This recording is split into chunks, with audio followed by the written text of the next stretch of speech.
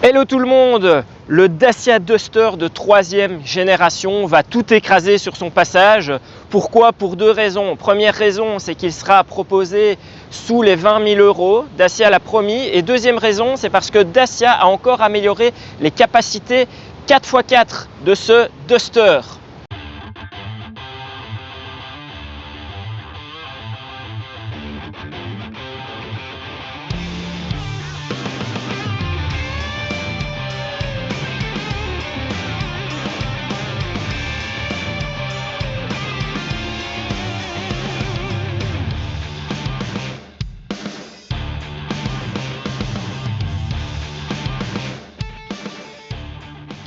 Mais pour rappel, le Dacia Duster, c'est quoi?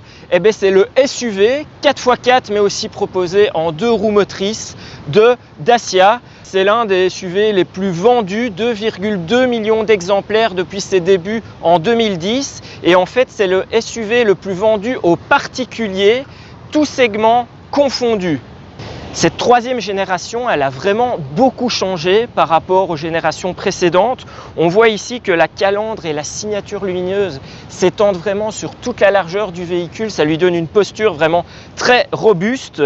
Et cette nouvelle signature lumineuse, justement, elle est en Y. Et ce Y, vous allez le voir, on le retrouve un peu partout à l'extérieur, mais aussi à l'intérieur.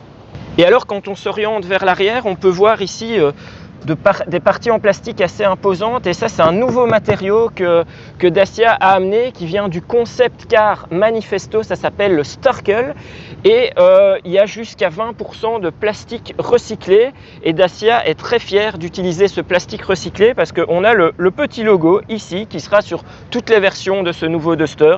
Voilà, on continue encore avec les passages de roues en plastique, et puis on arrive sur cette partie arrière que je trouve vraiment très charismatique. Elle est vraiment très différente, avec ses feux en Y aussi, comme je vous le disais, ici à l'arrière, complètement différent.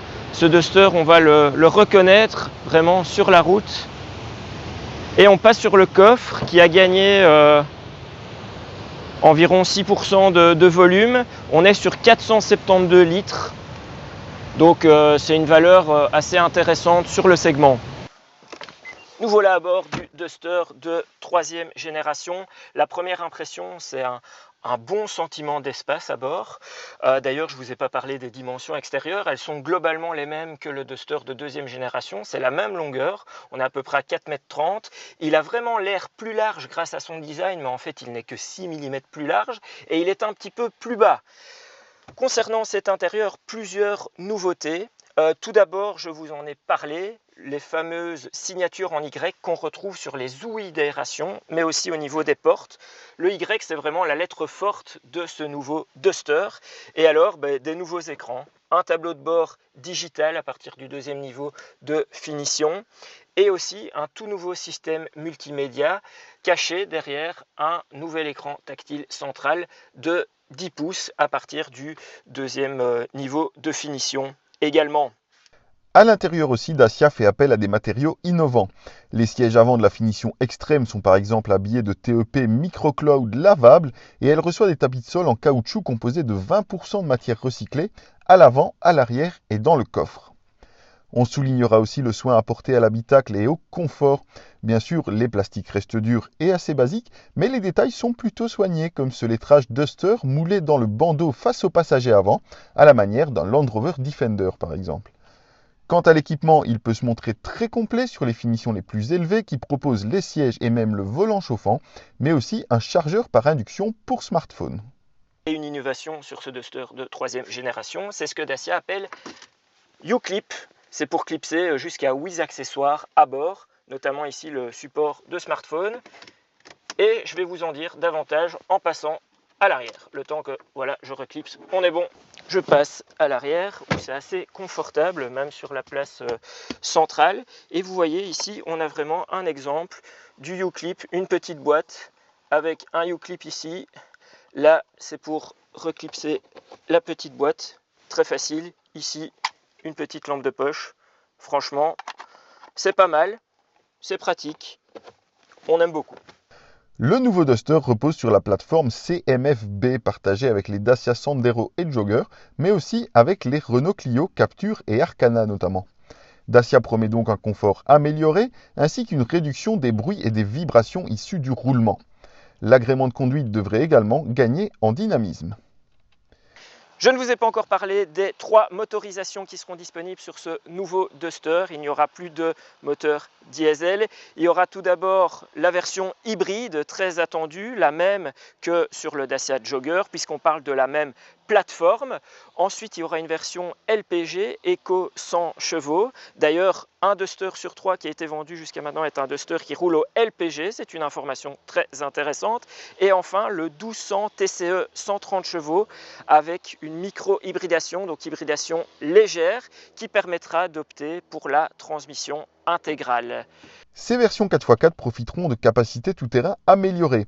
Elles disposent d'une transmission Terrain Control offrant 5 modes de conduite. Un mode auto, où la transmission répartit alors automatiquement la puissance entre les essieux avant et arrière en fonction de l'adhérence et de la vitesse. Ce sera le mode le plus naturel à utiliser en conditions de roulage normal. On a ensuite un mode Snow qui adapte le contrôle de stabilité et l'antipatinage aux routes glissantes. Un mode Mud et Sand pour circuler sur des surfaces meubles comme des chemins boueux ou sablonneux. Un mode Off-Road, c'est lui qui offre les meilleures capacités de franchissement en tout terrain et sur les chemins difficiles.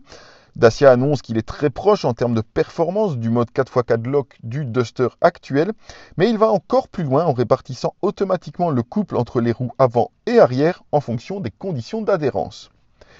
Et puis enfin, on aura un mode Eco qui permet d'optimiser la consommation de carburant en limitant les performances, mais aussi en réduisant la climatisation. Le Duster dispose toujours par ailleurs du Hill Descent Control, ce système électronique qui contrôle la vitesse de descente en off-road en agissant automatiquement sur les freins. Et cette nouvelle génération ajoute également un menu spécifique sur l'écran central nommé All Road Info qui permettra de contrôler l'angle d'inclinaison longitudinale, l'angle de tangage latéral, mais aussi la répartition de la puissance entre les essieux avant et arrière sur les versions dotées d'une transmission 4x4. Tout cela renforce l'image d'aventurier que veut donner la marque au nouveau modèle, orienté vers les loisirs en extérieur. Concernant la commercialisation, il faudra attendre le printemps 2024. Dacia nous a promis que ce Duster serait disponible sous les 20 000 €. La première mondiale aura lieu au Salon de Genève. Moi je vous dis à bientôt, n'oubliez pas de vous abonner, de cliquer sur la cloche pour recevoir toutes les notifications de nos vidéos et d'aller voir ce qui se passe sur nos réseaux sociaux. À bientôt.